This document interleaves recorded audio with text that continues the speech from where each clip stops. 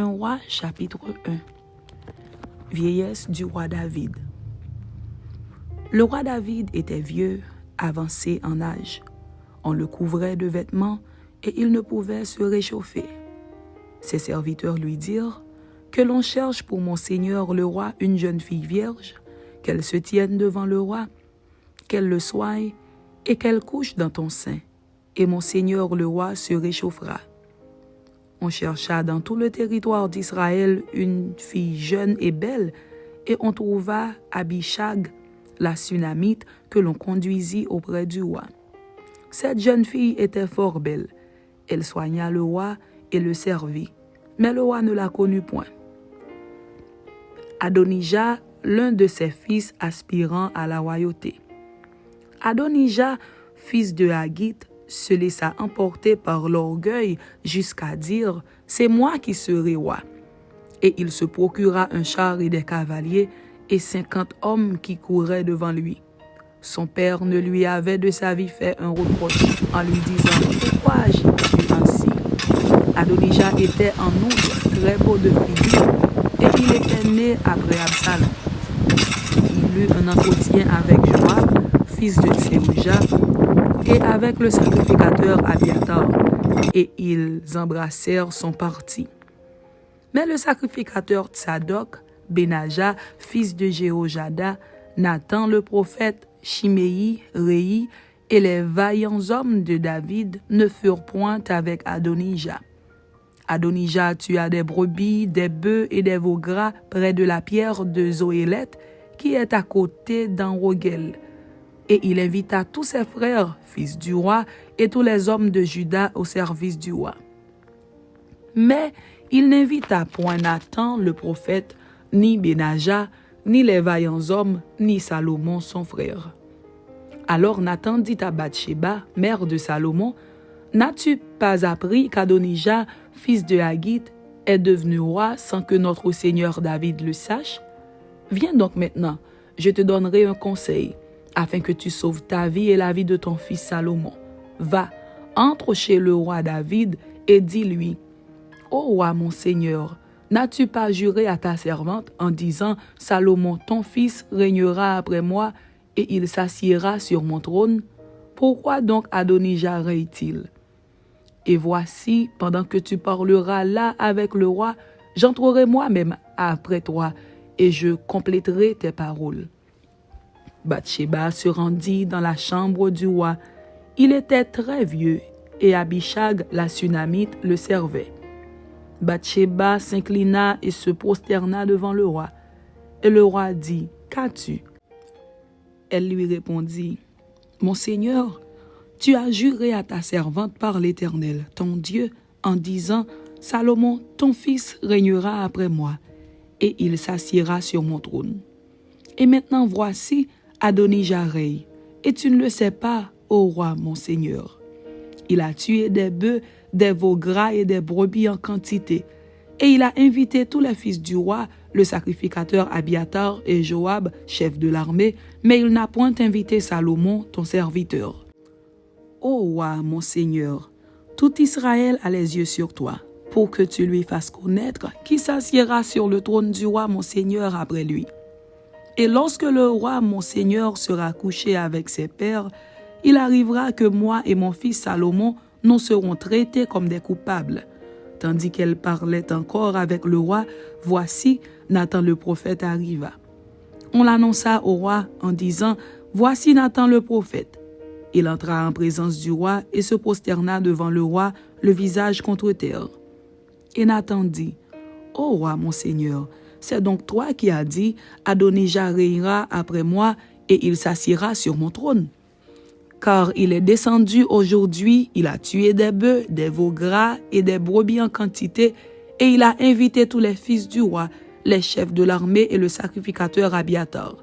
Et voici, ils mangent et boivent devant lui, et ils disent, « Vive le roi Adonijah. » Mais il n'a invité ni moi qui suis ton serviteur, ni le sacrificateur Tsadok, ni Benaja, fils de Jéhojada, ni Salomon ton serviteur. Est-ce bien par ordre de mon Seigneur le roi que cette chose a lieu, et sans que tu aies fait connaître à ton serviteur qui doit s'asseoir sur le trône du roi mon Seigneur après lui? » Le roi David répondit, « Appelez-moi Bathsheba. » Elle entra et se présenta devant le roi. Et le roi jura et dit, « L'Éternel qui m'a délivré de toutes les détresses est vivant. Ainsi que je te l'ai juré par l'Éternel, le Dieu d'Israël, en disant, « Salomon ton fils régnera après moi, et il s'assiera sur mon trône à ma place. Ainsi ferai-je aujourd'hui. » Bathsheba s'inclina le visage contre terre et se prosterna devant le roi. Et elle dit, « Vive à jamais mon Seigneur le roi David. » Salomon choisi par David pour lui succéder sur le trône. Le roi David dit, « Appelez-moi le sacrificateur Tsadok, Nathan le prophète et Benaja, fils de Jéhojada. » Ils entrèrent en présence du roi. Et le roi leur dit, « Prenez avec vous les serviteurs de votre maître. Faites monter Salomon, mon fils, sur ma mule, et faites-le descendre à Gihon. Là, le sacrificateur Tsadok et Nathan le prophète l'oindront pour roi sur Israël. Vous sonnerez de la trompette et vous direz, « Vive le roi Salomon. » Vous monterez après lui. Il viendra s'asseoir sur mon trône et il régnera à ma place. C'est lui qui, par mon ordre, sera chef d'Israël et de Juda. » Benaja, fils de Jéhojada, répondit au roi, « Amen. Ainsi dise l'Éternel, le Dieu de mon Seigneur le roi. Que l'Éternel soit avec Salomon comme il a été avec mon Seigneur le roi, et qu'il élève son trône au-dessus du trône de mon Seigneur le roi David. » Alors le sacrificateur Tsadok descendit avec Nathan le prophète, Benaja, fils de Jéhojada, les Kérétiens et les Pélétiens. Ils firent monter Salomon sur la mule du roi David, et ils le menèrent à Gihon. Le sacrificateur Tsadok prit la corne d'huile dans la tente, et il oignit Salomon. On sonna de la trompette, et tout le peuple dit, « Vive le roi Salomon !» Tout le peuple monta après lui, et le peuple jouait de la flûte et se livrait à une grande joie. La terre s'ébranlait par leurs cris. Ce bruit fut entendu d'Adonija et de tous les conviés qui étaient avec lui au moment où il finissait de manger. Joab, entendant le son de la trompette, dit, « Pourquoi ce bruit de la ville en tumulte? » Il parlait encore lorsque Jonathan, fils du sacrificateur Abiatar, arriva. Et Adonija dit, « Approche, car tu es un vaillant homme, et tu apportes de bonnes nouvelles. » « Oui, répondit Jonathan à Adonija, « Notre Seigneur le roi David a fait Salomon roi. » Il a envoyé avec lui le sacrificateur Tsadok, Nathan le prophète, Benaja, fils de Jéhojada, les Kérétiens et les Pélétiens, et ils l'ont fait monter sur la mule du roi. Le sacrificateur Tsadok et Nathan le prophète l'ont oint pour roi à Gihon.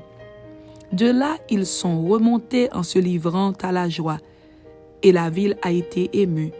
C'est là le bruit que vous avez entendu. Salomon s'est même assis sur le trône royal. Et les serviteurs du roi sont venus pour bénir notre Seigneur le roi David en disant, « Que ton Dieu rende le nom de Salomon plus célèbre que ton nom, et qu'il élève son trône au-dessus de ton trône. » Et le roi s'est prosterné sur son lit. Voici encore ce qu'a dit le roi. « Béni soit l'Éternel, le Dieu d'Israël, qui m'a donné aujourd'hui un successeur sur mon trône et qui m'a permis de le voir. » Tous les conviés d'Adonija furent saisis d'épouvante. Ils se levèrent et s'en allèrent chacun de son côté. Adonija eut peur de Salomon. Il se leva aussi, s'en alla et saisit les cornes de l'autel.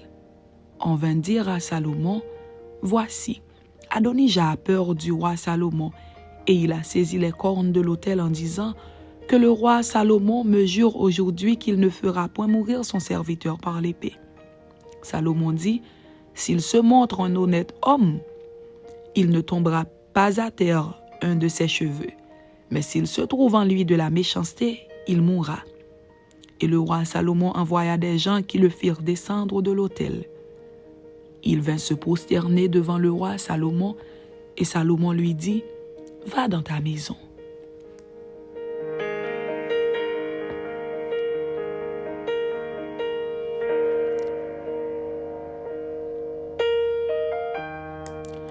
Un roi, chapitre 2. Instruction de David mourant à Salomon, son fils. Adonijah, Joab et Chiméi mis à mort par Salomon. Le sacrificateur Abiatar destitué de ses fonctions et éloigné de Jérusalem. David approchait du moment de sa mort, et il donna ses ordres à Salomon, son fils, en disant : « Je m'en vais par le chemin de toute la terre. Fortifie-toi et sois un homme. Observe les commandements de l'Éternel, ton Dieu, en marchant dans ses voies et en gardant ses lois, ses ordonnances, ses jugements et ses préceptes, selon ce qui est écrit dans la loi de Moïse, afin que tu réussisses dans tout ce que tu feras et partout où tu te tourneras, et afin que l'Éternel accomplisse cette parole qu'il a prononcée sur moi. Si tes fils prennent garde à leur voie, en marchant avec fidélité devant moi, de tout leur cœur et de toute leur âme, tu ne manqueras jamais d'un successeur sur le trône d'Israël. Tu sais ce que m'a fait Joab, fils de Tseruja, et ce qu'il a fait à 2 chefs de l'armée d'Israël, à Abner, fils de Ner, et à Amasa, fils de Jéter. Il les a tués. Il a versé pendant la paix le sang de la guerre, et il a mis le sang de la guerre sur la ceinture qu'il avait au rein et sur la chaussure qu'il avait au pied. Tu agiras selon ta sagesse, et tu ne laisseras pas ses cheveux blancs descendre en paix dans le séjour des morts. Tu traiteras avec bienveillance les fils de Barzilai, le Galaadite, et ils seront de ceux qui se nourrissent de ta table, car ils ont agi de la même manière à mon égard, en venant au-devant de moi lorsque je fuyais Absalom, ton frère. Voici, tu as près de toi Chiméi, fils de Guéra, benjamite de Bachurim. Il a prononcé contre moi des malédictions violentes le jour où j'allais à Mahanaïm. Mais il descendit à ma rencontre vers le Jourdain, et je lui jurai par l'Éternel en disant : « Je ne te ferai point mourir par l'épée. Maintenant, tu ne le laisseras pas impuni, car tu es un homme sage, et tu sais comment tu dois le traiter. Tu feras descendre ensanglanter ses cheveux blancs dans le séjour des morts. » David se coucha avec ses pères, et il fut enterré dans la ville de David. Le temps que David régna sur Israël fut de 40 ans. À Hébron, il régna 7 ans, et à Jérusalem, il régna 33 ans. Salomon s'assit sur le trône de David, son père, et son règne fut très affermi. Adonijah, fils de Haggith, alla vers Bathsheba, mère de Salomon. Elle lui dit : « Viens-tu dans des intentions paisibles ?» Il répondit : « Oui. » Et il ajouta : « J'ai un mot à te dire. » Elle dit : « Parle. » Et il dit : « Tu sais que la royauté m'appartenait et que tout Israël portait ses regards sur moi pour me faire régner. Mais la royauté a tourné et elle est échue à mon frère, parce que l'Éternel la lui a donnée. Maintenant, je te demande une chose, ne me la refuse pas. » Elle lui répondit : « Parle. » Et il dit : « Dis, je te prie, au roi Salomon, car il ne te le refusera pas, qu'il me donne pour femme Abishag la Sunamite. » Bathsheba dit : « Bien, je parlerai pour toi, au roi. » Bathsheba se rendit auprès du roi Salomon pour lui parler en faveur d'Adonijah. Le roi se leva pour aller à sa rencontre. Il se prosterna devant elle, et il s'assit sur son trône. On plaça un siège pour la mère du roi, et elle s'assit à sa droite. Puis elle dit : « J'ai une petite demande à te faire. Ne me la refuse pas. » Et le roi lui dit : « Demande, ma mère, car je ne te refuserai pas. » Elle dit : « Qu'Abishag la Sunamite soit donnée pour femme à Adonijah, ton frère. » Le roi Salomon répondit à sa mère : « Pourquoi demandes-tu Abishag la Sunamite pour Adonijah? Demande donc la royauté pour lui, car il est mon frère aîné, pour lui, pour le sacrificateur Abiatar, et pour Joab, fils de Tseruja. » Alors le roi Salomon jura par l'Éternel en disant que Dieu me traite dans toute sa rigueur si ce n'est pas au prix de sa vie qu'Adonija a prononcé cette parole. Maintenant, l'Éternel est vivant, lui qui m'a affermi et m'a fait asseoir sur le trône de David, mon père, et qui m'a fait une maison selon sa promesse. Aujourd'hui, Adonija mourra. Et le roi Salomon envoya Benaja, fils de Jéhojada, qui le frappa, et Adonija mourut. Le roi dit ensuite au sacrificateur Abiatar, « Va-t'en à Anathoth dans tes terres, car tu mérites la mort. Mais je ne te ferai pas mourir aujourd'hui, parce que tu as porté l'arche du Seigneur l'Éternel devant David, mon père, et parce que tu as eu part à toutes les souffrances de mon père. » Ainsi Salomon dépouilla Abiatar de ses fonctions de sacrificateur de l'Éternel, afin d'accomplir la parole que l'Éternel avait prononcée sur la maison d'Élie à Silo. Le bruit en parvint à Joab, qui avait suivi le parti d'Adonija, quoiqu'il n'eût pas suivi le parti d'Absalom. Et Joab se réfugia vers la tente de l'Éternel et saisit les cornes de l'autel. On annonça au roi Salomon que Joab s'était réfugié vers la tente de l'Éternel et qu'il était auprès de l'autel. Et Salomon envoya Benaja, fils de Jéhojada, en lui disant, « Va, frappe-le. » Benaja arriva à la tente de l'Éternel et dit à Joab, « Sors, c'est le roi qui l'ordonne. » Mais il répondit, « Non, je veux mourir ici. » Benaja rapporta la chose au roi en disant, « C'est ainsi qu'a parlé Joab, et c'est ainsi qu'il m'a répondu. » Le roi dit à Benaja, « Fais comme il a dit, frappe-le et enterre-le. Tu ôteras ainsi de dessus moi et de dessus la maison de mon père le sang que Joab a répandu sans cause. L'Éternel fera retomber son sang sur sa tête, parce qu'il a frappé 2 hommes plus justes et meilleurs que lui, et les a tués par l'épée, sans que mon père David le sût.